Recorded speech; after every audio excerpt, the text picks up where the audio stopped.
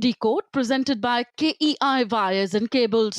विकसित भारत का विकसित वायर को पावर्ड बाय मोंगिया स्टील का बादशाह, Telemanas mental health for all in association with JK tyre total control, Vidisha detergent powder और केक अब चमकिए प्यार से। सभी पशुपालकों की पसंद, देश का नंबर 1 कपिला पशु आहार।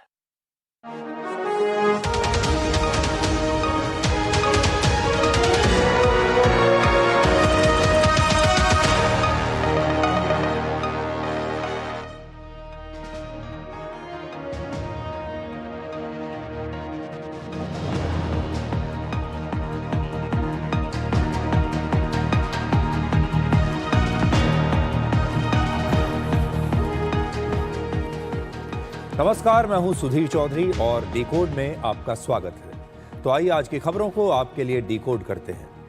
दिल्ली के तुर्कमान गेट इलाके में दिल्ली पुलिस की एक टीम एक मस्जिद के आसपास अवैध निर्माण को हटाने के लिए पहुंची और इसके बाद एक विशेष धर्म के लोगों की भीड़ ने पुलिस पर पथराव किया और वहां पर उपद्रव किया। इससे पहले सोशल मीडिया के जरिए यह अफवाह फैलाई गई कि पुलिस इस मस्जिद को गिराने के लिए बुलडोजर लेकर आई है, जबकि पुलिस मस्जिद के आसपास अवैध दुकानों और दूसरी इमारतों को तोड़ने के लिए आई थी। क्या आपको ये स्क्रिप्ट पहले से सुनी हुई लग रही है? क्या आपको लगता है कि आपने ये कहानी इससे पहले भी कई बार सुनी है? तो ये बिल्कुल सच है। हमारे देश में अब ये एक बिजनेस मॉडल बन चुका है और इसके बाद ऐसी घटनाओं पर राजनीति होती है और फिर कहा जाता है कि भारत में अल्पसंख्यक खतरे में है। ये हमारे देश का वो वर्ग है जिसके लिए न तो सुप्रीम कोर्ट और हाई कोर्ट के कोई मायने हैं और ना ही उनके सामने पुलिस की कोई अहमियत है। आज हम इसी घटना को आपके लिए डिकोड करेंगे। इसके बाद हम आपको बांग्लादेश लेकर चलेंगे, जहां 2 और हिंदुओं की हत्या कर दी गई है। इनमें से एक की गोली मारकर हत्या की गई और दूसरे को पेट्रोल डालकर आग लगा दी गई। एक नई रिपोर्ट के मुताबिक सिर्फ दिसंबर के महीने में ही बांग्लादेश में 10 अल्पसंख्यक लोगों की हत्या हो चुकी है।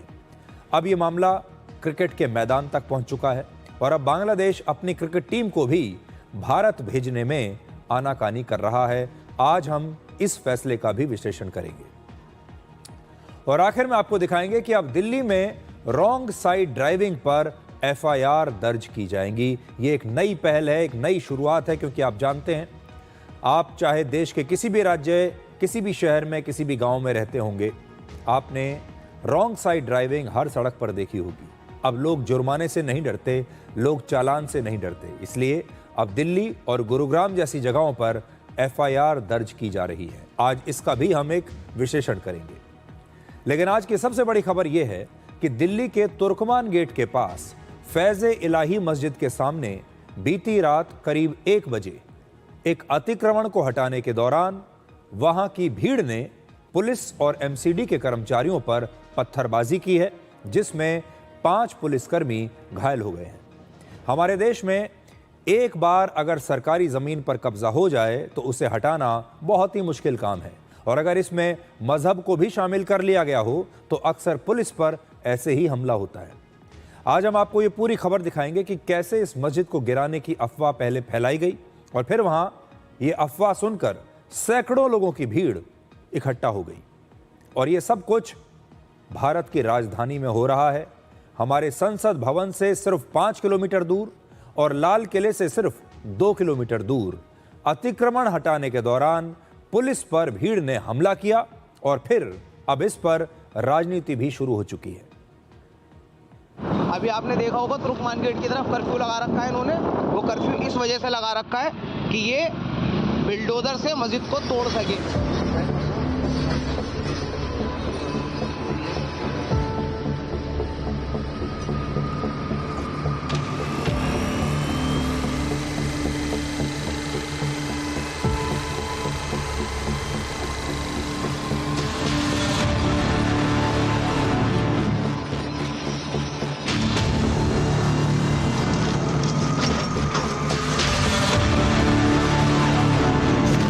ज्यादा से ज्यादा लोग भाई दरगाह फैजलाई पे पहुंचे। घर से निकलो, दरगाह फैजलाई के बाहर आओ, पूरी रात काली करो, मस्जिद को कुछ होने नहीं देना है। भाई मस्जिद को तोड़ रहे हैं लोग, मस्जिद को। मुसलमानों जाग जाओ, अभी वक्त है।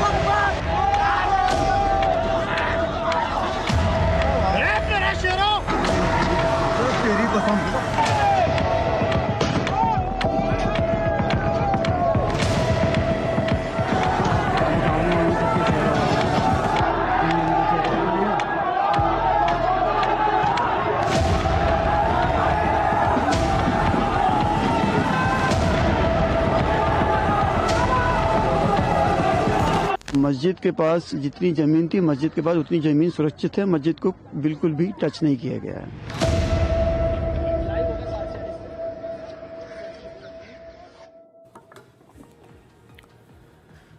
अब ये सोचिए सब कुछ क्यों हो रहा था। ये जो डेमोलिशन ड्राइव है, अतिक्रमण हटाने की जो प्रक्रिया है, ये दिल्ली हाई कोर्ट के आदेश पर इस मस्जिद के पास करीब 38,900 वर्ग फीट की सरकारी जमीन से अतिक्रमण को हटाया जा रहा था। और इसमें क्या क्या है? इसमें एक अवैध बारात घर था, एक डायग्नोस्टिक सेंटर था, दवाखाना था और कुछ दुकानें भी थी। यहां पर इस मस्जिद को नहीं हटाया जा रहा था, मस्जिद को हाथ भी नहीं लगाया गया, उसके आसपास जो अतिक्रमण किया गया था उसे हटाया जा रहा था। लेकिन फिर भी आपने वीडियोस में देखा, लोगों को यह कहकर वहां इकट्ठा किया गया कि मस्जिद पर खतरा है और मस्जिद को बचाने के लिए हमें वहां जाना है। बड़ा सवाल यह है कि रात में 1 बजे इस मस्जिद के पास इतनी भीड़ कैसे आई और पुलिस पर पत्थरबाजी की शुरुआत कैसे हुई? तो शुरुआती जांच से ऐसा लगता है कि यह सब कुछ जानबूझकर एक प्लानिंग का हिस्सा था। और आज इस पूरी प्लानिंग को हम कुछ वीडियोस की मदद से आपके लिए डिकोड करेंगे। अतिक्रमण हटाने से पहले सोशल मीडिया पर एक अफवाह फैलाई गई, एक झूठ फैलाया गया कि पुलिस इस मस्जिद को गिराने के लिए अपने साथ रात में बुलडोजर लेकर आई है, जबकि यह बात 100% गलत है। कुछ लोगों ने वीडियोस बनाकर सोशल मीडिया पर पोस्ट कर दिए, फिर इस बारे में चर्चा शुरू हो गई और ज्यादा से ज्यादा लोगों को मस्जिद के सामने इकट्ठा करने की कोशिश सोशल मीडिया के जरिए की गई। अब आप इस वीडियो में देखिए कि कैसे लोगों की भावनाओं को भड़काया गया। मस्जिद को तोड़ रहे हैं लोग, मस्जिद को। मुसलमानों जाग जाओ, अभी वक्त है। ये देखो, ये सब और अस्सलाम वालेकुम मेरे भाइयों। ये देखो जो दरगाह फैजलाई का मैटर चल रहा था भाई, देखो आज इन्होंने देखो बिल्डोजर भी बुला लिए हैं और इनकी पूरी मिलिट्री भी आ गई है भाई। देखो आप,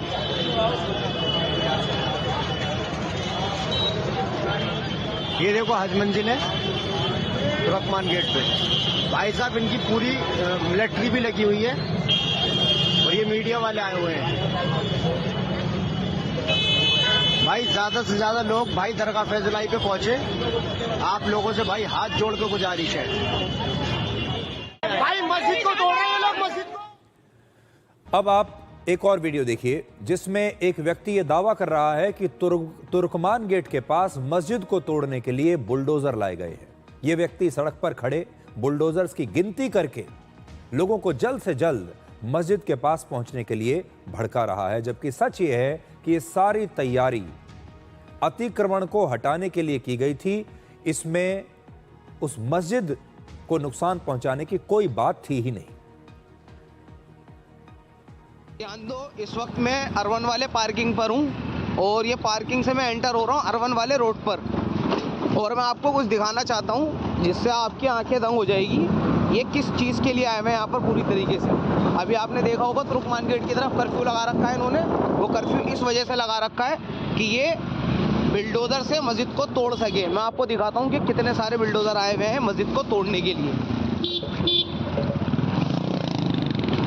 ये देखिए, मैं ये अर्बन वाले रोड पर आ गया हूँ। अब मैं आपको दिखाता हूँ यहाँ पर बिल्डोजर। ये सामने आप देख रहे होंगे बिल्डोजर। मैं दिखाता हूँ कितने बिल्डोजर आए। ये देखो, ये 1 2 3, ये क्रेन आई हुई है, ये 4 5, इसके पीछे 6 7 8 9, ये 10, ये 11, ये 12 13 14 15 16 17 18 19, ये क्रेन 20, ये क्रेन और 4 पीछे भी आ रही है। तो ये क्रेन आ रही है मलबा उठाने के लिए। 20 तो ऐसे ही हो गई है। और ये देखो आगे भी बिल्डोजर है 4 और, ये देख लो 4 ये है। मेरे भाइयों, घर पे बैठने से कुछ नहीं होगा, घर से निकलो, दरगाह फैजलाई के बाहर आओ, पूरी रात काली करो, मस्जिद को कुछ होने नहीं देना है, जल्दी से। तो ये वीडियो आपने ध्यान से देखा। आज ऐसे वीडियो बनाने वालों को एक्सपोज करने का दिन है। पूरे देश को इनकी सच्चाई पता चलनी चाहिए। ये वीडियो शुरू से लेकर आखिर तक झूठ से भरा हुआ है। इसमें लोगों को भड़काया जा रहा है, गलत जानकारी दी जा रही है और साफ साफ इस व्यक्ति ने कहा कि कर्फ्यू लगा दिया गया है। फिर कहता है कि इतने सारे बुलडोजर्स आए हैं, ये मस्जिद को गिराने के लिए आए हैं।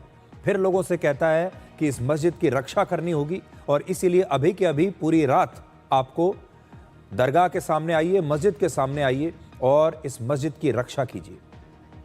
और इस प्रकार से सोशल मीडिया पर ऐसे भड़काऊ वीडियोस बनाकर वहां पर भीड़ को भड़काया जाता है, भीड़ इकट्ठी हो जाती है और ये सब धर्म के नाम पर होता है। इस वीडियो में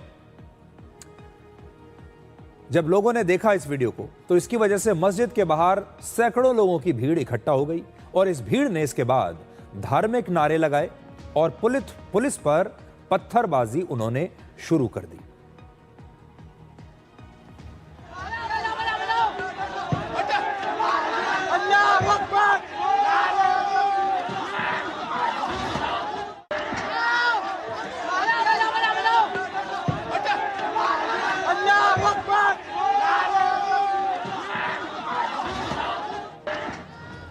तो यहां आपने देखा सब कुछ धर्म के नाम पर हो रहा है। लोग एक दूसरे से कह रहे हैं कि मारो और धार्मिक नारे लगाए जा रहे हैं। और जब पुलिस पर पत्थर बरसाए जा रहे थे उस समय पास की एक इमारत पर मौजूद कुछ लोग पत्थरबाजों को बहादुर शेर कहकर भड़का रहे थे और अपने मोबाइल फोन से वीडियोस भी लगातार बनाते जा रहे थे। अब देखिए जरा इन लोगों को बहादुर शेर कहने वाले कौन लोग हैं। तो तेरी कसम वो भाग वाह जवाब नहीं। हाँ भाई नहीं वाह जीरारी वाह भाई वाह मेरा शेरो तो तेरी कसम। तो आपने देखा वो कह रहा है कि मेरे शेरों, इन्हें बहादुर शेर बताया जा रहा है जो पुलिस के ऊपर पत्थर बरसा रहे हैं। अब एक बार फिर से देखिए कि इस भीड़ ने किस तरह से पुलिस पर हमला किया। वहां पर सैकड़ों लोग मौजूद थे जो बिना किसी उकसावे के पुलिस पर पत्थरबाजी कर रहे थे। पुलिस ने इन्हें उकसाया नहीं, पुलिस ने इन्हें सब कुछ सच बताने की कोशिश की। इस घटना का एक राजनीतिक एंगल भी है। समाजवादी पार्टी के एक सांसद मोहिबुल्लाह नदवी पर यह आरोप है कि उन्होंने मस्जिद के सामने खुद पहुंचकर भीड़ को भड़काने की कोशिश की। ये मोहिबुल्लाह नदवी का वही वीडियो है जिसमें वो मस्जिद के पास पुलिस से बहस करते हुए दिख रहे हैं और अब दिल्ली पुलिस इनसे भी पूछताछ करेगी। गाइस आप देख सकते हैं ये दरगाह फैजलाई का क्या हाल है।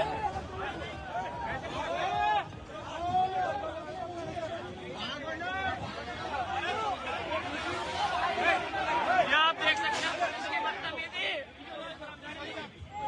गाइस आप देख सकते हैं ये दरगाह फैजलाई का क्या हाल है। अब जब पूरी भीड़ इकट्ठी हो गई, भीड़ धार्मिक नारेबाजी कर रही है, पत्थरबाजी कर रही है, इसके बाद पुलिस ने भी पहले लाठीचार्ज किया और फिर आंसू गैस के गोले फायर किए और इसके बाद पत्थरबाजों की ये जो भीड़ है इस पर पुलिस का कुछ नियंत्रण हो पाया। दिल्ली पुलिस को ऐसे कई वीडियोस मिले हैं जिसमें कुछ लोगों ने मस्जिद गिराने की झूठी अफवाह फैलाकर भीड़ इकट्ठा करने के लिए इस प्रकार के वीडियो बनाए और फिर उन्हें सोशल मीडिया पर वायरल कर दिया। अब पुलिस ऐसे लोगों की तलाश कर रही है। ऐसा लग रहा है मानो मस्जिद के पास ये विरोध और ये पूरा प्रदर्शन तोड़फोड़ अचानक नहीं हुआ था, ये अचानक से नहीं भड़का था, बल्कि सड़कों पर भीड़ की ताकत दिखाकर कानून को कमजोर करने की कोशिश की गई थी।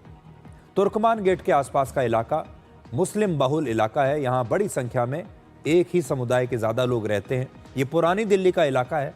यहाँ पुरानी दिल्ली में दरियागंज, चांदनी चौक, नई सड़क और बल्ली मरान जैसे इलाके हैं जहां मुसलमानों की जनसंख्या अच्छी खासी है। लाल किला भी इसी इलाके के पास है। दिल्ली पुलिस के मुताबिक एक खालिद मलिक नाम के शख्स ने भी एक वीडियो बनाकर लोगों से मस्जिद के सामने पहुंचने के लिए कहा और यह मस्जिद दिल्ली के रामलीला मैदान के इलाके में है। अब वो तस्वीर देखिए जिससे ये स्पष्ट हो जाता है कि मस्जिद के सामने ये जो दंगाई थे ये पूरी तैयारी के साथ पहुंचे थे। पुलिस को यहाँ पर एक ये फेस मास्क मिला है, आप भी यहाँ देख सकते हैं, जिसे दंगाइयों ने शायद आंसू गैस के असर से खुद को बचाने के लिए इस्तेमाल किया होगा। यानी वो ये जानते थे कि बात आगे बढ़ सकती है। वो ये जानते थे कि जब वो पत्थरबाजी करेंगे, पत्थर चलाने के बाद पुलिस भी उनके खिलाफ आंसू गैस का इस्तेमाल कर सकती है, इसलिए पूरी तैयारी के साथ आए थे। दिल्ली पुलिस के मुताबिक मस्जिद के सामने हुई पत्थरबाजी में करीब 150 लोग शामिल थे और इस पत्थरबाजी में वो पुलिसकर्मी घायल हुए जो कोर्ट के आदेश पर, हाई कोर्ट के आदेश पर इस अतिक्रमण को हटाने के अभियान में अपनी ड्यूटी कर रहे थे। अब जरा आज एक सवाल इन पुलिस वालों के लिए भी। आप सब जानते हैं दिल्ली में कड़ाके की ठंड पड़ रही है। ज्यादातर लोग रात के समय घर से बाहर निकलना भी पसंद नहीं करते क्योंकि सर्दी लग जाएगी। ये सारे पुलिसकर्मी अपना कर्तव्य निभा रहे हैं, अपनी ड्यूटी कर रहे हैं। हाई कोर्ट ने इन्हें आदेश दिया कि इस इलाके को खाली कराइए और ये सारे लोग रात में निकलकर इस इलाके को खाली कराने के लिए आ गए। अब अगर हर जगह जहां भी अवैध अतिक्रमण हुआ है, हर जगह अगर पुलिस के ऊपर ऐसे ही पत्थर बरसने लगेंगे, सरकारी कर्मचारियों को ऐसे घायल किया जाएगा, तो फिर सोचिए एक दिन ऐसा आएगा जब पूरे देश पर ही हर सड़क पर, हर फुटपाथ पर इस प्रकार के अवैध कब्जे हो जाएंगे, तब ये देश क्या करेगा। आज आपके पास चलने के लिए फुटपाथ नहीं बचा। आज देश की ज्यादातर सड़कें पहले से ही किसी न किसी ने घेर कर रख ली हैं। सड़कों पर पार्किंग हो रही है, सड़कों पर दुकानें खुल चुकी हैं, सड़कों पर चलने की जगह नहीं बची सिर्फ इसलिए। इन घायल पुलिसकर्मियों का कहना है कि उन्होंने भीड़ को समझाने की बहुत कोशिश की, लेकिन पत्थरबाजों ने सड़क पर रखा मलबा उठाकर, वहां से पत्थर उठाकर उन पर फेंकने शुरू कर दिया और इस दौरान ये लगातार पुलिसकर्मियों को भी भड़काने की कोशिश करते रहे। जी, कल शाम रात 11:30 से SHO साहब के साथ ड्यूटी थी हमारी तुर्कमान गेट पे। वहाँ पे आज मंजिल की तरफ वो काफ़ी भीड़ ज़्यादा थी। SHO साहब ने काफ़ी समझाया उनको, वो नहीं माने और उसके बाद में ना ये पथराव चालू हो गया आज मंजिल के पास से ही। कितनी देर लगभग पथराव हुआ? अब कितने पुलिस वाले, कितनी भीड़ थी? भीड़ तो काफ़ी थी सर, और पथराव करीब 12:30 के बाद में चालू हो गया था। और कितनी देर होता रहा? ये तो पता नहीं, मुझे पत्थर लग गया और साहब को पत्थर लग गया था। फिर हम तो वहाँ से निकल के आ गए थे। रात जो लॉ एंड ऑर्डर के लिए ड्यूटी लगी हुई थी अतिक्रमण को हटाने के लिए, तो हमारे SHO साहब के साथ ड्यूटी थी। बैरिकेड लगे हुए थे सब कुछ, और तो SHO साहब बड़े पीसफुली समझा रहे थे सभी लोगों को, भीड़ को, और चेतावनी के साथ भी बताया जा रहा था कि जो कोर्ट के आदेश के अनुसार ही काम होगा। ऐसा कुछ नहीं है कि आप मस्जिद वस्जिद को नुकसान हो, किसी प्रकार कुछ नुकसान नहीं होगा और एज पर ला जो होगा वही होगा। लेकिन अचानक से फिर भीड़ इतनी उग्र हो गई कि पत्थरबाजी होने चालू हो गई। हाँ, रोड टूटा हुआ था, सिल्वर लाइन टूटी हुई थी, तो रोड का जो मलबा था उससे उठा के पत्थर मारे जा रहे थे सामने से। दिल्ली पुलिस ने अब तक 5 पत्थरबाजों को गिरफ्तार किया है। इनके नाम भी सुन लीजिए। इनके नाम है काशिफ, मोहम्मद कैफ, मोहम्मद अरीब, अदनान और समीर। इनकी तस्वीर जो है वो भी पुलिस ने रिलीज की है और इनके अलावा 10 और लोगों को भी हिरासत में लिया गया है। आप देख लीजिए, इनमें से जो गिरफ्तार किए गए लोग हैं उनकी तस्वीरें आपके सामने हैं, उनके वीडियो आपके सामने हैं। ये हैं वो लोग। इन लोगों के अलावा बाकी के पत्थरबाजों की तस्वीर वहां मौजूद पुलिसकर्मियों के बॉडी कैम्स में रिकॉर्ड हो गई है। बॉडी कैम एक छोटा सा कैमरा होता है जिसे पुलिसकर्मी अपनी वर्दी पर लगा लेते हैं और यह ड्यूटी के दौरान उनकी हर गतिविधि को रिकॉर्ड करता है। और रिकॉर्ड की गई इन तस्वीरों की मदद से ही अब दूसरे पत्थरबाजों की पहचान की जा रही है। करीब 100-150 के करीब उपद्रवी थे यहाँ पे, जिन्होंने पुलिस में पथराव किया और उनमें से 5 को काबू कर लिया गया और बाकियों की भी हमारे पास इमेजेस हैं, उन पे भी कार्रवाई की जाएगी। सर, चिन्हित किया गया है कुछ लोगों को?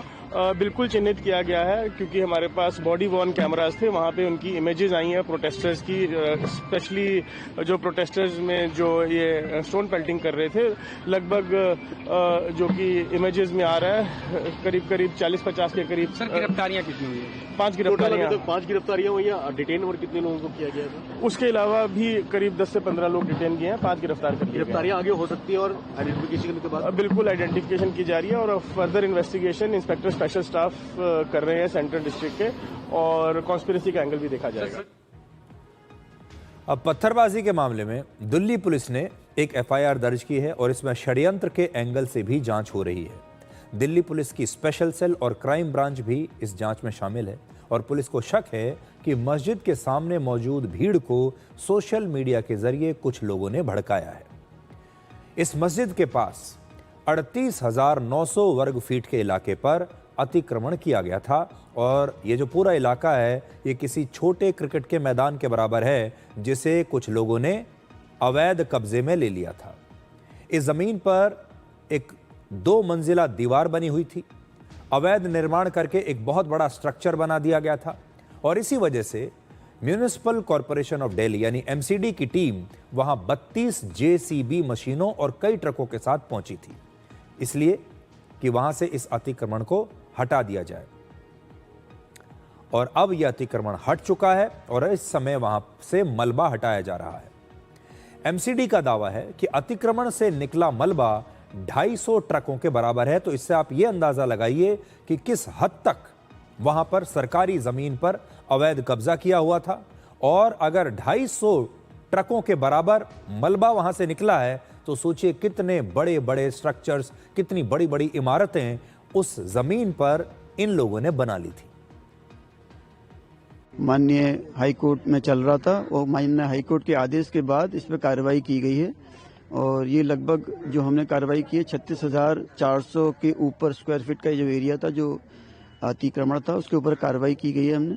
उसमें एक डायग्नोस्टिक सेंटर था और एक बारातघर था जिस पे हमने कार्रवाई की। इसके सराउंडिंग में 2 मंजिला वॉल थी और उसमें स्ट्रक्चर 1 मंजिला स्ट्रक्चर बना हुआ था। ये परमानेंट स्ट्रक्चर थे, हमें तोड़ने में काफ़ी दिक्कत हुई रात में। इतनी मशीन के बावजूद भी कुछ एरिया अभी थोड़ा सा रह गया है और डिमोलिशन वेस्ट लगभग मुझे लगता है 250 से 300 ट्रक अभी यहाँ पर पड़ा हुआ है, जिसको उठाने में हमें थोड़ा समय लग जाएगा। जो भी पार्ट इंक्रोच था ये रामलीला मैदान का पार्ट था और मस्जिद के पास जितनी ज़मीन थी मस्जिद के पास उतनी ज़मीन सुरक्षित है, मस्जिद को बिल्कुल भी टच नहीं किया गया है।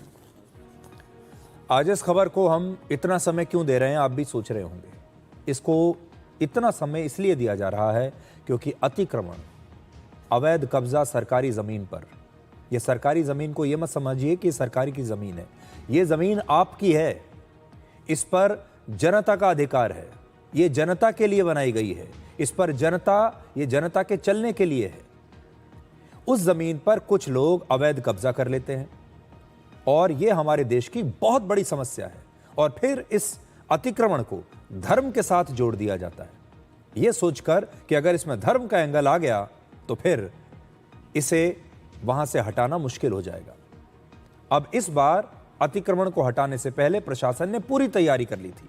शांति बनाए रखने के लिए अमन कमेटी और स्थानीय लोगों के साथ बाकायदा बातचीत की गई, बैठकें की गई, ताकि किसी भी तरह की कोई अफवाह ना फैले और हिंसा और तनाव वहां पर ना हो। बातचीत से जितना हो सकता था सब कुछ किया, यानी अहिंसा के जरिए जो भी कुछ संभव था सब कुछ किया गया, समझा बुझाकर। इसका मतलब है कि पुलिस की टीम ने बीती रात अचानक मस्जिद के पास पहुंचकर कोई कार्रवाई नहीं की। ये काम कई दिन पहले से ये लोगों को बता दिया गया था। वहां के जो लोकल लोग थे उन्हें बुलाया गया, उन्हें बताया गया कि देखिए हाईकोर्ट का यह आदेश आया है, ये अवैध कब्जा है, इसे हटाना ही पड़ेगा। तो ये अचानक नहीं हुआ, इससे ये साबित होता है।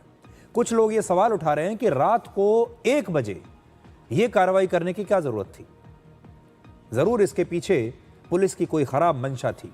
तो इसका जवाब यह है कि तुर्कमान गेट का जो इलाका है ये बहुत ही व्यस्त इलाका है। दिन में तो यहां पर आप ठीक से जा भी नहीं पाएंगे, इतना ट्रैफिक जैम होता है, बहुत ज्यादा ट्रैफिक होता है दिन के दौरान और आम लोगों को कोई परेशानी ना हो, उस समय लंबे लंबे ट्रैफिक जैम ना लग जाएं, इसलिए रात में यह कार्रवाई की गई। इस समय इस मस्जिद के पास पूरे इलाके में दिल्ली पुलिस के साथ साथ रैपिड एक्शन फोर्स के जवान भी तैनात हैं और आज पुलिस ने तुर्कमान गेट के पास एक फ्लैग मार्च किया। इस इलाके की दुकानें बंद हैं और पुलिस ने वहां के लोगों को बिना वजह घर से बाहर निकलने से भी मना किया है। और आज घटनास्थल पर डीडी न्यूज के संवाददाता मोहित शुक्ला भी थे, जहां से उन्होंने आपके लिए ये ग्राउंड रिपोर्ट भेजी है।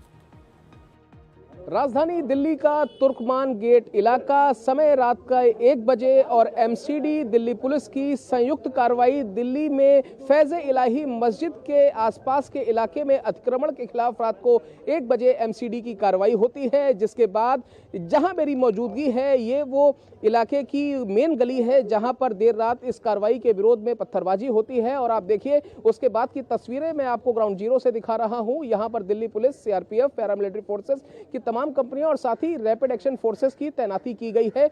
इलाके में किसी भी प्रकार से कोई उपद्रव ना हो पाए, किसी भी प्रकार से कोई पत्थरबाजी ना हो, शांति व्यवस्था कायम रहे और इलाके में शांति बनी रहे, अमन और चैन बना रहे, इसलिए इस पूरे इलाके को फिलहाल एहतियातन बंद करा दिया गया है। और साथ ही मैं आपको बताऊं कि बैरिकेड लगाकर इस तमाम इलाके में किसी भी प्रकार के बाहरी व्यक्ति की एंट्री नहीं है। अब जरा सोचिए, ये सब भारत में ही हो सकता है। अतिक्रमण हटाने के लिए, यानी लोगों का अवैध कब्जा हटाने के लिए कितनी मशक्कत करनी पड़ती है, कितनी फोर्स तैनात करनी पड़ती है, कितनी हिंसा होती है, दंगे भड़क सकते हैं सिर्फ इसलिए कि लोगों ने एक बार अगर सरकारी जमीन पर कब्जा कर लिया तो फिर वो खाली नहीं करना चाहते। क्या आप जानते हैं कि 10 नवंबर को लाल किले पर जो ब्लास्ट हुआ था, ये ब्लास्ट करने वाला आतंकवादी डॉक्टर उमर उन नबी उस धमाके से पहले इसी फैज़ इलाही मस्जिद में गया था और तब डॉक्टर उमर ने इस मस्जिद पर कुछ समय भी बिताया था यहीं बैठकर।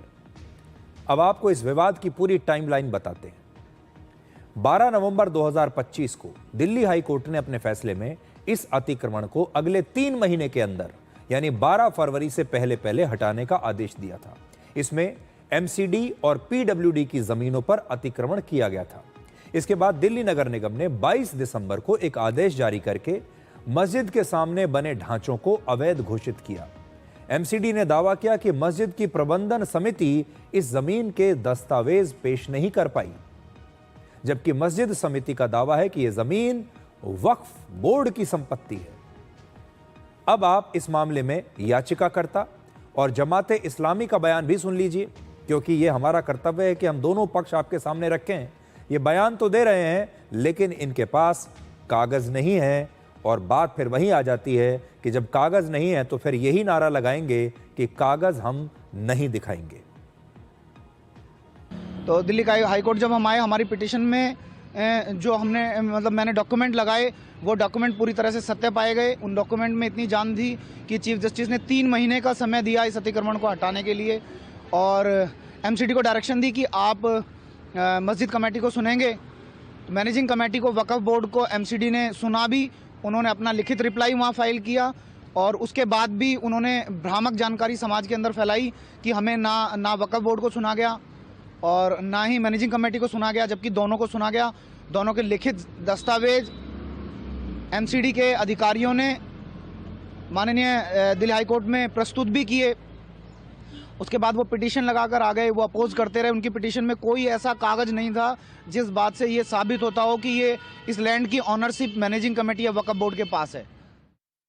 मुसलमानों का ये समझना है और उनके पास ऐसे कागजात हैं, वो ये समझते हैं कि मस्जिद और मस्जिद के अतराफ का जो इलाका है, जहाँ पर उन्होंने डिस्पेंसरी बनाई, शादी खाना बनाया और कुछ कमरे बनाए जिसमें कुरान की तालीम होती है और कुछ वजू वगैरह के लिए वहाँ सहूलतें बनाते, तो मस्जिद होती है और मस्जिद से जुड़ी हुई मस्जिद सहूलियात होती है जिससे नमाज पढ़ने के लिए लोग तैयारी करते हैं।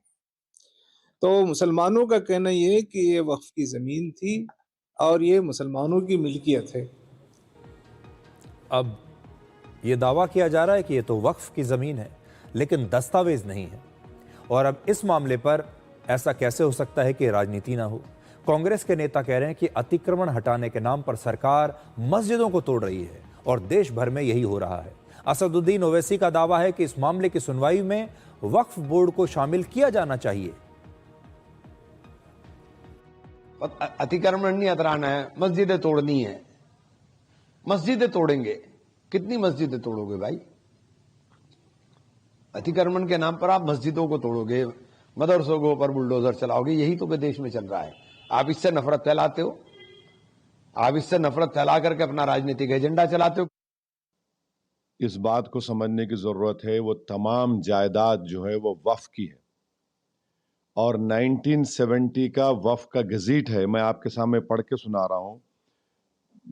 एंट्री नंबर 40 1970 की वक्फ की गजीट, ख्वाजा फैज इलाही मॉस्क एलियस मस्जिद गोसियान एंड ग्रेवयार्ड, ओवर 100 ईयर्स। 1970 में गजीट गवर्नमेंट इशू करती है सरकार, उसमें इसका जिक्र है। अब ओवैसी साहब तो असल में खुद एक बहुत बड़े वकील हैं। हम तो ओवैसी साहब से ये कहेंगे कि अगर उन्हें लगता है कि दस्तावेज़ पूरे हैं और उनके पास इतने सारे सबूत हैं जो वो पढ़कर सुना रहे हैं, तो क्यों नहीं वो खुद ही अदालत चले जाते और जो इस मामले में मस्जिद की तरफ से केस लड़ने वाली पार्टी है, जो लोग हैं, उनके वो खुद वकील बन जाएं, अदालत में जाएं और अदालत के सामने ये सारे सबूत वो पेश कर दें। उनकी वकालत इस देश के काम आनी चाहिए, इस देश के मुसलमानों के काम आनी चाहिए। उन्हें अब उनका वकील बन जाना चाहिए। असल में पूरे देश में मजहब के नाम पर पहले अतिक्रमण किया जाता है और फिर जब उन्हें तोड़ा जाता है तो कानून को फिर चुनौती दी जाती है और ये खास वर्ग के साथ बहुत ज़्यादा हो रहा है। ये एक पैटर्न बन चुका है, ये एक बिजनेस मॉडल बन चुका है। आप याद कीजिए, पिछले महीने राजस्थान के जयपुर से 30 किलोमीटर दूर चोमू में भी इसी प्रकार से सरकारी ज़मीन पर कब्जा करके एक अवैध मस्जिद को हटाया गया था। और ये मस्जिद आप जानते हैं कहाँ बनी थी? ये एक बस स्टैंड की ज़मीन पर कब्जा करके वहाँ मस्जिद बना दी गई थी और जब इसे हटाया गया तो वहाँ ऐसे ही भीड़ ने पुलिस पर पत्थरबाजी की थी। धर्म के नाम का दुरुपयोग करके इसी तरीके से हर बार कानून को तोड़ा जाता है। एक खास धर्म की जो भीड़ है, इसके लिए ना तो सुप्रीम कोर्ट के आदेश की कोई अहमियत है, ना हाई कोर्ट के आदेश की कोई अहमियत है और पुलिस को तो ये अपने सामने कुछ समझते ही नहीं। तो फिर इनका कानून कहाँ से तय हो रहा है? ये वो वर्ग है। आज मैं ये पूछना चाहता हूँ कि इनके ऊपर कौन सा कानून लागू होता है, इनके ऊपर कौन सा संविधान लागू होता है? अगर ये कहीं किसी सड़क पर, किसी बस स्टैंड पर, सरकारी जमीन पर, पार्क पर या आपके घर पर ये कब्जा कर लें तो इन्हें किस कानून के तहत हटाया जाएगा? क्या भारत का संविधान इन्हें कवर करता है या नहीं? ये संविधान की बात मानेंगे या नहीं? क्या सुप्रीम कोर्ट का आदेश इन पर लागू होता है या नहीं? हाई कोर्ट का आदेश इन पर लागू होता है या नहीं? हमारे देश में जो पुलिस है, क्या ये उसकी ज्यूरिसडिक्शन में आते हैं या नहीं?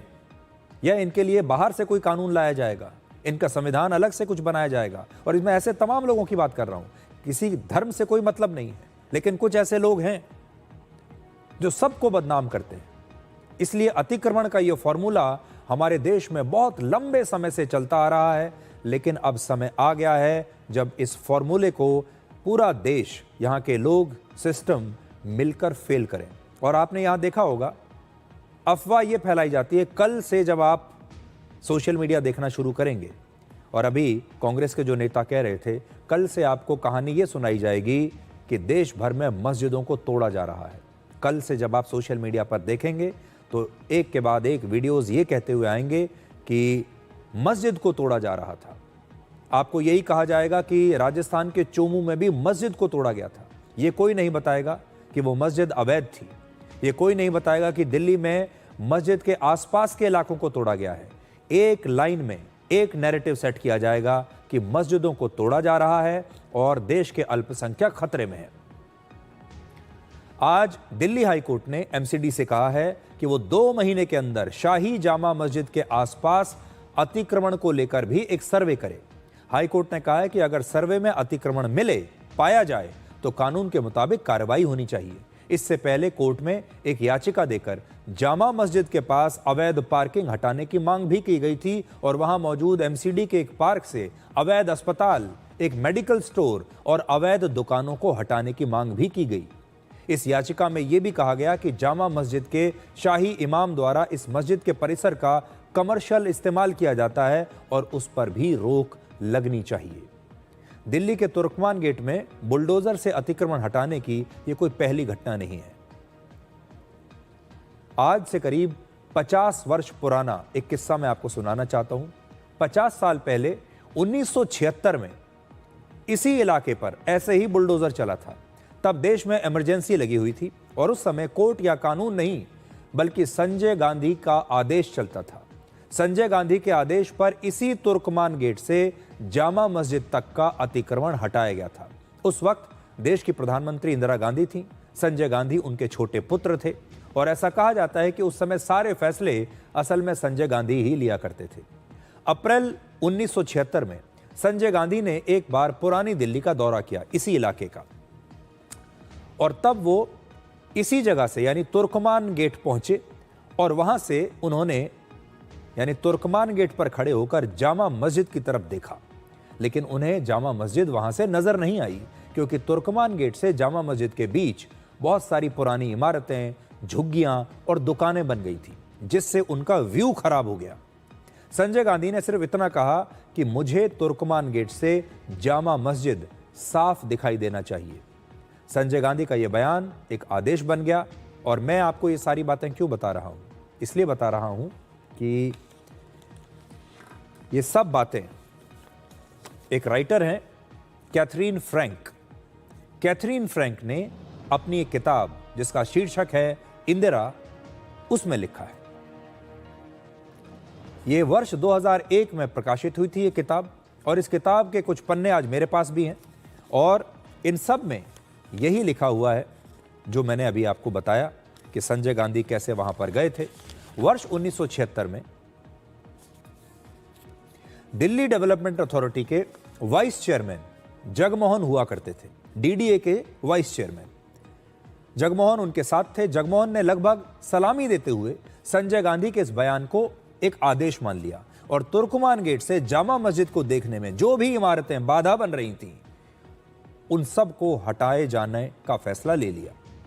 तब दुकानदारों, व्यापारियों और खाने पीने की चीजें बेचने वालों को अपनी दुकानें खाली करने के लिए सिर्फ 45 मिनट का नोटिस दिया गया था और जो लोग वहां पर रहते थे यानी जिनके घर थे, उन्हें इससे थोड़ा सा ज्यादा समय दिया गया।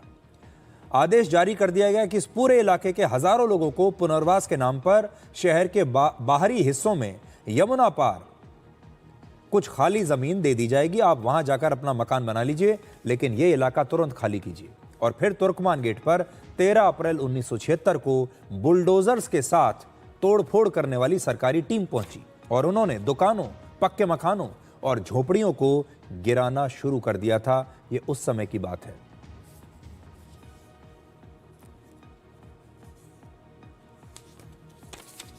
और देखिए उस किताब में जो कुछ लिखा हुआ था, ये सब आज मैं अपने साथ लेकर आया हूं। और ये भी कहते हैं, on 13 April demolition teams with bulldozers arrived to level stores, pucca houses, shacks and stalls. और 45 मिनट्स दिए गए थे, 45 मिनट सिर्फ दिए गए थे कि आप अपनी अपनी दुकानें खाली करके यहां से निकल जाइए। और आज वही कांग्रेस पार्टी और उसी कांग्रेस पार्टी के नेता आज इस अतिक्रमण को हटाने के एक्शन पर कह रहे हैं कि मस्जिदों को गिराने का षड्यंत्र रचा जा रहा है। भारत में धर्म के नाम पर अतिक्रमण किया जा रहा है, पुलिस वालों पर पत्थर चलाए जा रहे हैं और बांग्लादेश में धर्म के नाम पर हिंदुओं की हत्याएं हो रही हैं। हम आपसे लगातार ये कह रहे हैं कि बांग्लादेश पूरी दुनिया में हिंदुओं के लिए सबसे असुरक्षित जगह बन गया है। अब बांग्लादेश में अल्पसंख्यकों की एक संस्था भी यही कह रही है। एक नई रिपोर्ट के मुताबिक सिर्फ दिसंबर के महीने में ही, एक महीने में बांग्लादेश में अल्पसंख्यकों पर कम से कम 51 हमले हुए। इन हमलों में 10 लोगों की निर्मम हत्या कर दी गई। लूटपाट और डकैती की 10 घटनाएं हुई। घरों, दुकानों, मंदिरों और जमीन पर कब्जा, लूटपाट और आगजनी के 23 मामले हुए। 4 मामलों में ईश निंदा या भारत का एजेंट होने जैसे झूठे आरोप लगाकर लोगों को यातनाएं दी गई और एक मामले में बलात्कार की कोशिश की गई। सिर्फ 18 दिसंबर से 5 जनवरी के बीच ही 6 हिंदुओं की बेरहमी से हत्या हुई है। इस साल भी बांग्लादेश में हिंदुओं पर हिंसा लगातार हो रही है, रुकी नहीं है। 5 जनवरी की रात 2 हिंदुओं की हत्या कर दी गई। जसौर जिले में 45 साल के राणा प्रताप बैरागी को गोली मार दी गई, जिनकी मौके पर मौत हो गई।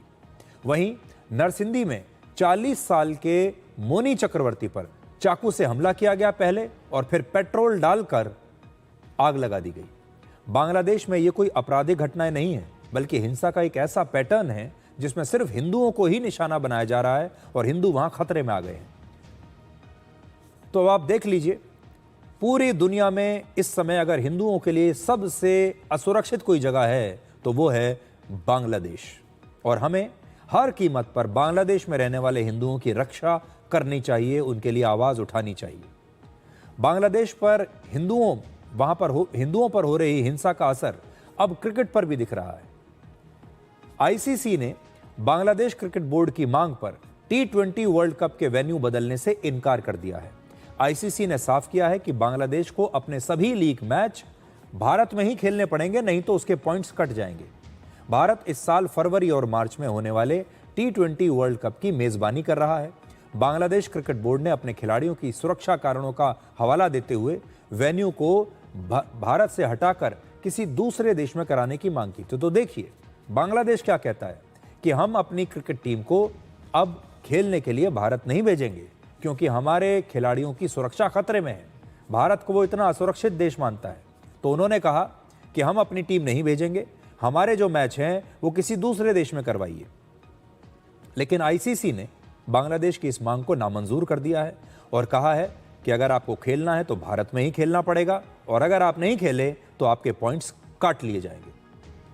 आज बांग्लादेश क्रिकेट बोर्ड ने एक नया बयान जारी किया है जिसके मुताबिक T20 वर्ल्ड कप में सुरक्षा को लेकर वो आईसीसी से बातचीत कर रहा है और आईसीसी ने उसे भरोसा दिया है कि बांग्लादेश के खिलाड़ियों की सुरक्षा का पूरा ध्यान रखा जाएगा।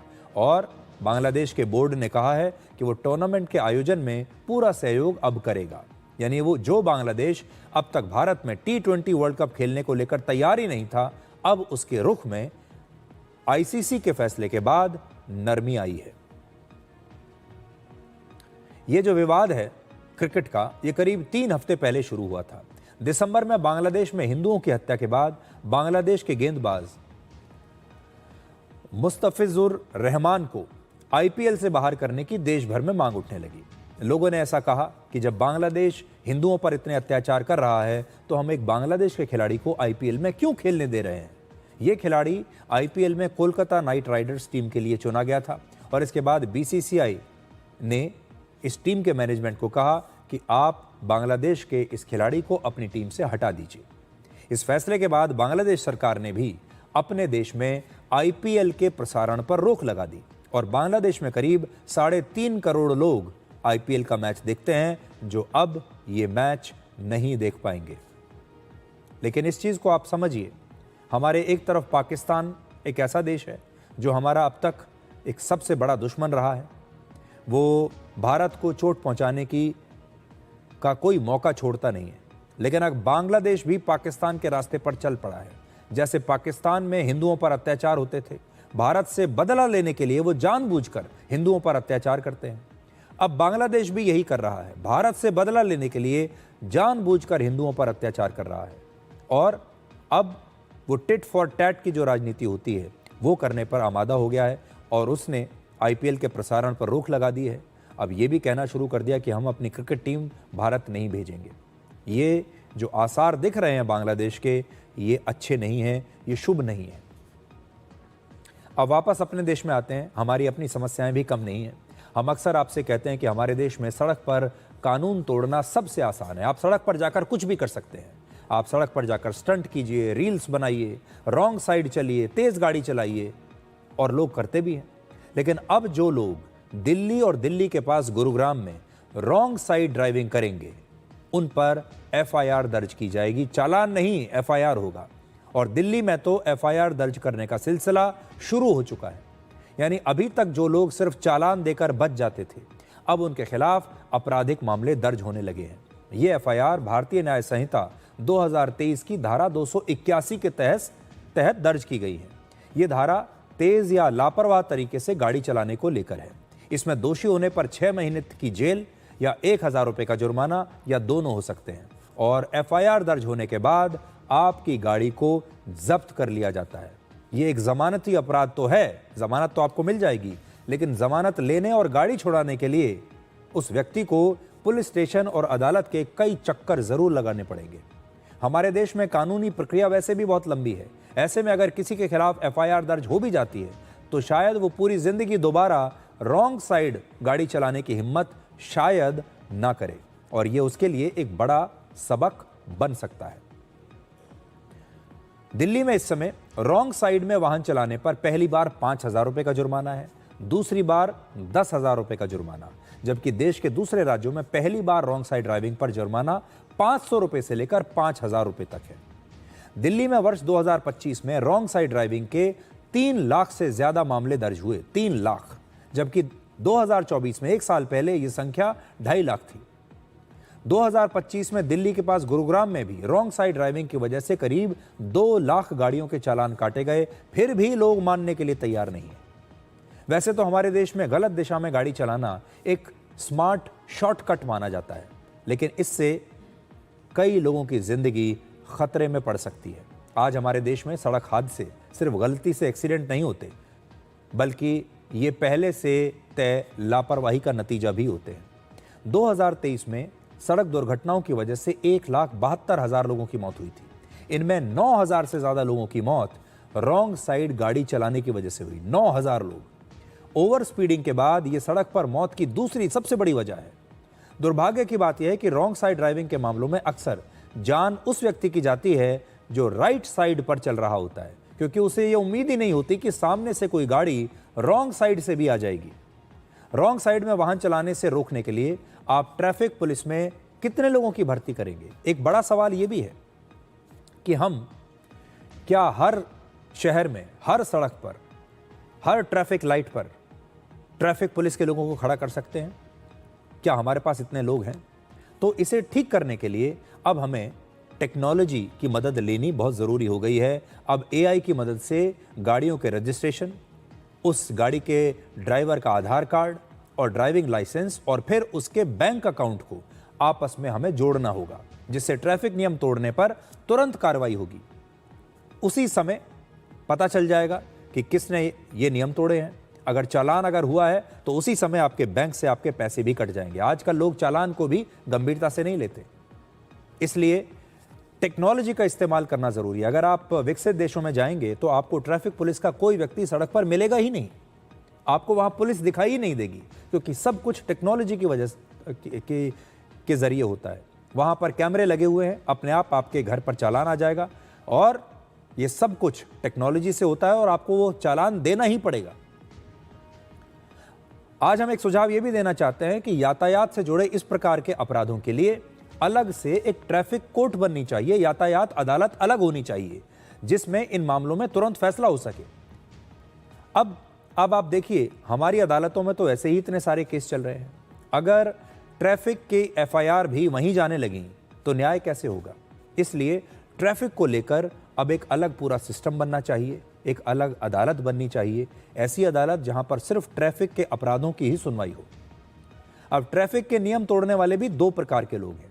पहले वो जो खुद अपनी जान को खतरे में डालते हैं, इस प्रकार के काम करते हैं, जैसे उन्होंने हेलमेट नहीं पहना, सीट बेल्ट नहीं लगाई, इस सब को करके वो अपनी जान जोखिम में डालते हैं। लेकिन कुछ लोग वो हैं जो रॉन्ग साइड गाड़ी चलाते हैं, गाड़ी चलाते समय मोबाइल फ़ोन पर बात करते हैं, ट्रैफिक सिग्नल जंप करते हैं, तेज़ और ख़तरनाक गाड़ी चलाते हैं, या बहुत सारे लोग तो अब गाड़ी के अंदर बैठकर फिल्म देख रहे हैं, वीडियो देख रहे हैं। ऐसे लोग दूसरे लोगों की ज़िंदगी को खतरे में डाल रहे हैं। ये अटेम्प्ट टू मर्डर जैसा है, हत्या जैसा है। इसलिए ऐसे ट्रैफिक नियमों को तोड़ने पर उसे क्रिमिनल ऑफेंस माना जाना चाहिए, इसे अपराध की श्रेणी में रखा जाना चाहिए और वही कार्रवाई होनी चाहिए जो किसी अपराधी के साथ होती है। तब जाकर आपकी जो सड़कें हैं ये आपके चलने के काबिल होंगी, वरना आज की स्थिति ये है कि आप सड़कों पर चल नहीं सकते। अगर आप राइट साइड में चल भी रहे हैं तो भी आप सुरक्षित नहीं हैं, क्योंकि कोई और व्यक्ति रॉन्ग साइड से आएगा और आपकी ज़िंदगी को खतरे में डाल देगा। एक छोटा सा ब्रेक और इसके बाद आपको दिखाएंगे कि आपकी कार के बड़े बड़े टच स्क्रीन की वजह से दुर्घटनाओं की आशंका कितनी बढ़ जाती है। इसलिए जो मैनुअल बटन्स पहले के ज़माने में आपकी गाड़ियों में आया करते थे, अब दोबारा से उन्हीं मैनुअल बटन्स की वापसी हो रही है आपके डैशबोर्ड में।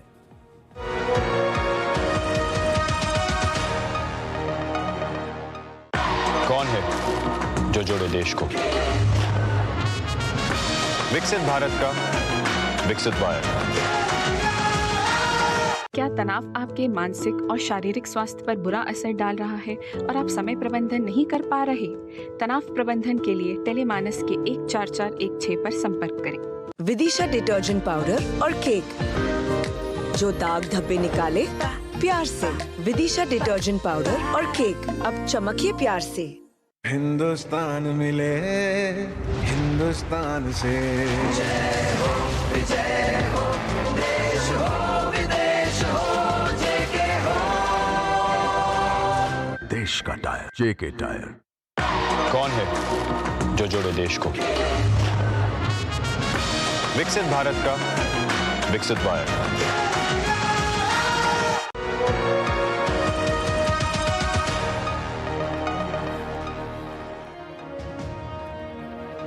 कई बार इतिहास खुद को दोहराता है और ऐसा ही अब आपकी कार के साथ भी होने वाला है। अब कार में बड़े बड़े टच स्क्रीन्स की जगह आपके डैशबोर्ड में मैनुअल बटन्स की वापसी हो रही है, जैसा पहले के ज़माने में हुआ करता था, क्योंकि टच स्क्रीन से सड़क पर दुर्घटनाओं की आशंका बढ़ रही है। पिछले कुछ वर्षों में कार बनाने वाली कंपनियों ने कारों में उनके डैशबोर्ड से मैनुअल बटन्स हटा दिए थे और उनकी जगह पर बड़ी बड़ी टच स्क्रीन लगा दी थी, वैसी ही टच स्क्रीन जैसे आपके मोबाइल फोन पर होती है। और इन कंपनियों ने इसे फ्यूचरिस्टिक और नई टेक्नोलॉजी बताकर इसकी बड़ी मार्केटिंग की। लोगों को भी बड़ा पसंद आने लगा। उन्हें लगा कि जैसे मोबाइल फोन की एक बड़ी सी स्क्रीन उनकी गाड़ी में लगा दी गई है, देखने में भी बड़ी अच्छी लगती है। कार कंपनियों के लिए ऐसा करना असल में फायदेमंद था, क्योंकि अलग अलग बटन्स और उनके साथ लगने वाली केबल्स की जगह उन्हें अब सिर्फ एक बड़ी टच स्क्रीन लगानी थी, जिसमें जो है सारे ऐप्स और सारे फंक्शंस एक टच स्क्रीन में आ जाते, जिसकी वजह से उनका जो खर्च था वो बहुत कम हो गया। खास तौर पर जब इलेक्ट्रिक व्हीकल्स का दौर आया तो ये टच स्क्रीन और भी ज़्यादा शानदार होते चले गए। आपकी कार के डैशबोर्ड को किसी स्मार्टफोन जैसा बना दिया गया, यानी जैसे ही आप कार के टच स्क्रीन को ऑन करते हैं तो उसके होम स्क्रीन पर स्मार्टफोन की तरह आपको बहुत सारे ऐप्स दिखाई देते हैं। आपका एसी का कंट्रोल, म्यूजिक का कंट्रोल, डीफॉगर जैसे बेसिक कंट्रोल भी इसी टच स्क्रीन के मेन्यू के अंदर छिपे हैं। एक प्रकार से इन्हें छिपा दिया गया है। आपका व्हाट्सएप भी इसी के साथ कनेक्ट हो जाएगा, आपका पूरा फ़ोन इसके साथ कनेक्ट हो जाएगा। अब आप कल्पना कीजिए, जब आप हाईवे पर तेज़ रफ्तार से अपनी गाड़ी चला रहे हैं और आपको अपने एसी का टेम्परेचर सेट करना है, तो आपको स्क्रीन के मेन्यू में जाकर उसे खोजना पड़ेगा। ड्राइविंग के दौरान जो काम पहले सिर्फ 1 सेकंड में होता था, उस काम को करने में अब आपको ज़्यादा समय लगता है, और इस दौरान आपकी नज़र सड़क पर नहीं बल्कि आपके टच स्क्रीन पर होती है, और ये आपके लिए बहुत खतरनाक हो सकता है। ब्रिटेन में वर्ष 2020 में एक रिसर्च हुई जिसमें पाया गया कि ड्राइविंग के दौरान टच स्क्रीन इस्तेमाल करने से ड्राइवर का जो रिएक्शन टाइम है वो 57% तक धीमा हो जाता है। कुछ मामलों में ड्राइवर 16 सेकंड तक सड़क से नजर हटा लेते हैं, क्योंकि उनका ध्यान टच स्क्रीन पर होता है, और इसकी वजह से कई दुर्घटनाएं होती हैं। ड्राइविंग करना और मोबाइल फोन ऑपरेट करना एक जैसा काम नहीं है। गाड़ी चलाते समय आपकी नजर लगातार सड़क पर रहनी चाहिए, क्योंकि एक पल की लापरवाही भी दुर्घटना का कारण बन सकती है। इसे लेकर यूरोप की सबसे बड़ी कार सेफ्टी ऑर्गेनाइजेशन ने एक गाइडलाइंस जारी की है, जिसमें कहा गया है कि अगर किसी कार को 5 स्टार सेफ्टी रेटिंग्स चाहिए तो कार में ज़रूरी मैनुअल बटन्स वापस लाने होंगे। आपके indicators, hazard lights, wipers, horn और इमरजेंसी सिस्टम जैसे फीचर्स को अब टच स्क्रीन के भरोसे नहीं छोड़ा जा सकता, और ये बदलाव इसी साल से लागू करने होंगे। दुनिया की कुछ बड़ी कार कंपनियां भी अब इन गाइडलाइंस को मानने लगी हैं और इस बात को स्वीकार कर रही हैं कि टच स्क्रीन की वजह से ड्राइवर का ध्यान भटकता है। अब जर्मनी की 3 बड़ी कार निर्माता कंपनियां फोक्सवैगन, मर्सिडीज बेंज और पोर्शे के अलावा साउथ कोरिया की हुंडई भी अपनी कारों में बटन सिस्टम को वापस ला रही है। अब बड़ा सवाल यह है कि क्या कारों से टच स्क्रीन खत्म हो जाएंगे? शायद ऐसा नहीं होगा, क्योंकि नेविगेशन, कैमरा और कई दूसरे फीचर्स टच स्क्रीन पर रहेंगे, लेकिन कुछ जरूरी कंट्रोल्स के लिए अब गाड़ियों में बटन्स की वापसी करनी ही पड़ेगी। और इस बदलाव का संदेश यही है कि टेक्नोलॉजी से हमेशा सुरक्षा की गारंटी नहीं होती, और ड्राइविंग में सुरक्षा और सुविधा सबसे ऊपर है। लेकिन सुविधा और सुरक्षा में अगर एक चुनना हो तो आपको सुरक्षा चुननी चाहिए। आप याद कीजिए, जब पहले का ज़माना था, जब हम अपनी गाड़ियां चलाते थे, तो गाड़ी चलाते चलाते हमारे दिमाग को और हमारे हाथ को, हमारी उंगलियों को कौन सा बटन कहाँ लगा है ये याद हो जाता था। आप बिना देखे, जैसे जो मंझे हुए टाइपराइटर चलाने वाले लोग होते हैं, टाइपिस्ट होते हैं, वो बिना देखे टाइप करते चले जाते हैं। उसी प्रकार से पहले के ज़माने में लोगों को कौन सा बटन कहाँ लगा है, एसी का बटन कहाँ है, म्यूज़िक का बटन कहाँ है, दूसरे फीचर्स गाड़ी के कहाँ हैं, सब कुछ उन्हें याद रहता था और बिना देखे उनका हाथ सीधे वहीं पर जाता था और किसी भी प्रकार की कोई परेशानी नहीं होती थी। लेकिन उसके बाद टच स्क्रीन आया और ये पूरा सिस्टम बदल गया। इसलिए बहुत सारे लोग ऐसे हैं जो आज भी अपनी गाड़ियों में वो पुराने ज़माने की जो गाड़ियाँ हुआ करती थी जिसमें बटन सिस्टम हुआ करते थे, उसे ज़रूर मिस करते होंगे। और ये उन तमाम लोगों के लिए एक खुशखबरी है और कुछ बड़ी बड़ी कार कंपनियों ने अब ये कह दिया है कि वो वापस अब बटन सिस्टम को अपनी गाड़ियों में ला रहे हैं। और अब आखिर में जल्दी से आपको बताते हैं, 5 जनवरी को वेनेजुएला के राष्ट्रपति मदुरो का हमने आपको एक वीडियो दिखाया था जिसमें वो डांस कर रहे थे, पुराना वीडियो था। उसी दिन हमने आपको ये भी बताया था कि ये वीडियो उनके लिए घातक साबित हुआ, क्योंकि ये वीडियो देखने के बाद अमेरिका के राष्ट्रपति डोनाल्ड ट्रंप भड़क गए थे और उनसे बड़े नाराज हुए थे। अब ट्रंप ने खुद कहा है कि मदुरो उनके डांस की नकल करते हैं। You know, he's a violent guy. He gets up there and he tries to imitate my dance a little bit. But he's a violent guy. And he's killed millions of people. He's tortured. They have a torture chamber in the middle of Caracas that they're closing up. But he's tortured people. And now what they do, the radical left, they actually have people, and it's hard to get them. They're all paid people. Most of these people are paid. You know they're paid when they have brand new, beautiful printed signs by like the highest quality printer. And you have a woman, free Maduro. And the sign is before we even did the attack. You know, free Maduro. Why do you want him freed? I don't know, but he should be free. Oh, she... तो यहाँ आपने देखा कि America के राष्ट्रपति mimicry भी काफ़ी अच्छी कर लेते हैं, एक्टिंग भी कई बार अच्छी कर लेते हैं और वो एक अलग ही तरह के नेता हैं जो अपनी भावनाओं पर कभी कंट्रोल नहीं करते, उनको बांध कर नहीं रखते, हमेशा उन्हें व्यक्त करते हैं। अब आप दोनों नेताओं का डांस एक साथ देखिए। ट्रंप का डांस करने का अपना एक अलग अंदाज है और मदुरो भी कुछ इसी प्रकार से डांस यहाँ पर करते हैं। मदुरो के डांस का ये वीडियो 2 दिसंबर का है, यानी वेनेजुएला पर अमेरिका के हमले से करीब 1 महीने पहले का। लेकिन दुनिया में बहुत सारे लोग अब इन दोनों नेताओं के डांस करने के तरीके को, इनके डांस स्टेप को तुलना करके इन दोनों की देख रहे हैं और कह रहे हैं कि ये लगभग एक जैसा ही डांस करते हैं।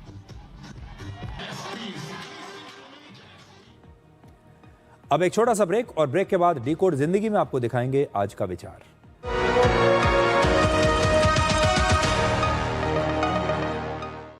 कौन है जो जोड़े देश को?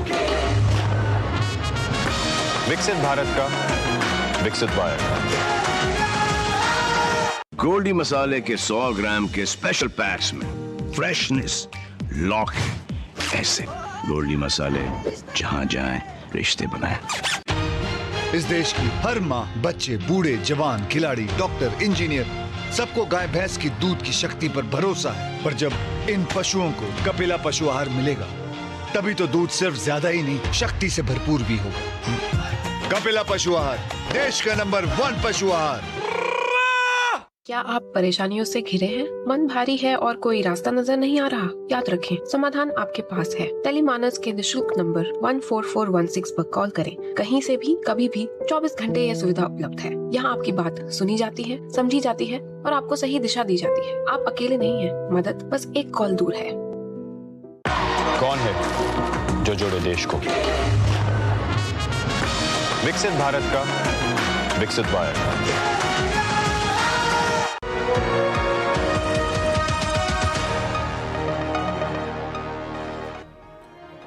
तो आज के लिए डिकोड में इतना ही। अब आपसे हमारी अगली मुलाकात होगी कल रात 9 बजे। तब तक आप खुश रहिए, सुरक्षित रहिए, स्वस्थ रहिए। और नाम बनाने के लिए लड़ना पड़ता है, सिर्फ किस्से सुनाने से कोई राजा नहीं बनता। नमस्कार।